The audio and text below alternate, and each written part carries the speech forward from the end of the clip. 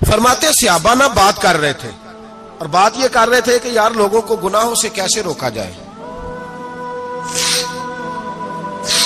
لوگوں کو گناہوں سے گفتگو صحابہ یہ کر رہے تھے۔ عبداللہ ابن عمر کہتے ہیں بیٹھے تھے اور یہ گفتگو کر رہے تھے کہ گناہوں سے پلاننگ جی ہوتی تھی، ان کی جو محفلیں ہوتی تھی نا بیٹھ کے، وہ خوش گپیاں نہیں ہوتی تھی بلکہ وہ تبلیغ کی، جد و جہد کی، لوگوں کو برائی سے منع کرنے کے لیے بیٹھتے تھے، اس پر منصوبہ بندی کرتے تھے، پلان کرتے تھے، آگے ترتیب دیتے تھے۔ گفتگو ہو رہی تھی تو اب آپس میں بات ہونے لگی کہ کون سا گناہ زیادہ برا ہے جس پر سب سے پہلے کام کیا جائے۔ تو دور ایک صحابی بیٹھے تھے، ان کا نام تھا عبداللہ ابن عمر، ایک عبداللہ بن عمر ہے اور ایک عبداللہ ابن عمر ہے۔ حضرت عبداللہ ابن عمر دور بیٹھے تھے، بڑے سمجھدار سیانے باریک بین آدمی تھے۔ تو حضرت عمر فاروق اپنے بیٹے سے کہنے لگے جا عبداللہ ابن عمر سے پوچھ کے آ کہ سب سے سخت گناہ کون سا ہے۔ توجہ ہے میرے بھائیوں، ادھر دیکھیے گا میری جانب، پوچھ کے آ کہ سخت گناہ کون سا ہے۔ عبداللہ بن عمر رضی اللہ تعالیٰ عنہ کی خدمت میں جب عبداللہ ابن عمر گئے تو جا کے کہنے لگے کہ صحابہ پوچھتے ہیں کہ آپ نے زیادہ وقت گزارا ہے نبی رحمت صلی اللہ علیہ وسلم کے پاس، تو بتلائیے برا گناہ کون سا ہے، سب سے سخت گناہ، تاکہ سب سے پہلے اس پر پابندی لگائی جائے، اس پر محنت کی جائے۔ تو حضرت عبداللہ ابن عمر کہنے لگے صحابہ کو جا کے بتا دو کہ سب سے برا گناہ شراب پینا ہے، سب سے برا گناہ، اور یہ ام الخبائث ہے، برائیوں کی جڑ ہے، گناہوں کی ماں ہے، یہ بنیاد ہے، باقی گناہ اسی سے شروع ہوتے ہیں۔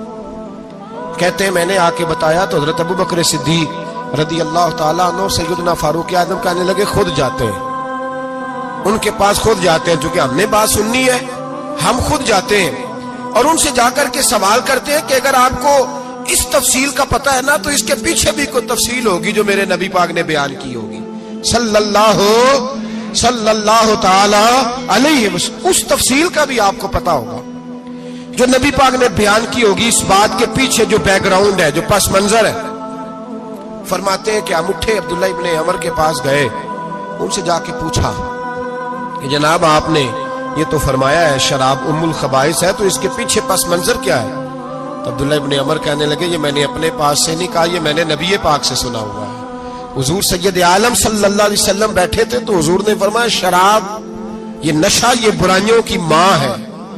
اور پھر حضور نے ایک مثال بیان فرمائی، نبی رحمت علیہ السلام نے فرمایا بنی اسرائیل کا ایک واقعہ ہے، ایک خوبصورت جوان تھا، ایک عورت کا دل آ گیا اس پر۔ یہ یاد رکھ لیں، ہم لڑکوں کو منع کرتے رہتے ہیں لیکن ہمیں گھر کی بچیوں پر بھی توجہ دینی ہوگی، ہمیں ان کے فون پر بھی نگرانی کرنی ہوگی، ہمیں وہاں بھی غور کرنا ہوگا، اس لیے کہ اگر کوئی بچی گنجائش نہ دے تو میرا خیال ہے کہ لڑکا جرت کرنے کی طاقت نہیں رکھتا، تو وہاں بھی ان کی اماں سے کہے کہ پابندی لگائے، بچی کسی کا موبائل لے کر کے کہیں اس کو استعمال تو نہیں کر رہی، اس پودے پر بھی توجہ دے، درخت بننے سے پہلے اس کی بھی نگرانی کریں، یہ بھی بڑا ضروری کام ہے۔ عورت کا دل آ گیا تو نبی پاک علیہ الصلوۃ والسلام فرماتے اس نے کوئی بہانہ لگایا، کسی کو کہا کہ اس نوجوان کو بلا کے لاؤ، اس کو کہو کہ ہم نے کوئی گواہی لینی ہے تجھ سے۔ وہ نوجوان آیا، ایک کمرے میں داخل ہوا تو اگلے کمرے میں لے گئے، وہاں داخل ہوا تو اس سے اگلے کمرے میں لے گئی، وہ داخل ہوا تو اسی طرح 7 مکفل کمروں میں لے گئی۔